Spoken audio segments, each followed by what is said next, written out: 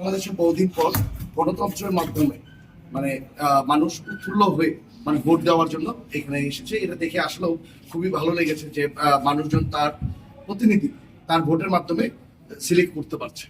আর নতুন যারা আসবে, এখন আপনার বাংলাদেশটা সারা পৃথিবীটাই জানেন একটা চ্যালেঞ্জিং মুখে পড়েছে, বাংলাদেশটা একটা চ্যালেঞ্জিং মুখে পড়েছে, যাতে গার্মেন্টসের ওনাররা যারা আছে তারা যাতে এই ফাইটে টিকে থাকতে হয়, টিকে থাকার জন্য ঐক্যবদ্ধভাবে যাতে বাইরের যে কোনো সমস্যাকে যাতে মোকাবেলা করে যাতে টিকে থাকতে পারে, সবাইকে নিয়ে, শ্রমিকদের নিয়ে বা আসলে বাইরদের নিয়ে, এই প্রত্যাশা রাখি যাতে আমাদের ব্যবসাটা ভালো দিকে যায় এবং মানুষজন যাতে বাংলাদেশটা যাতে উন্নতির দিকে যায়।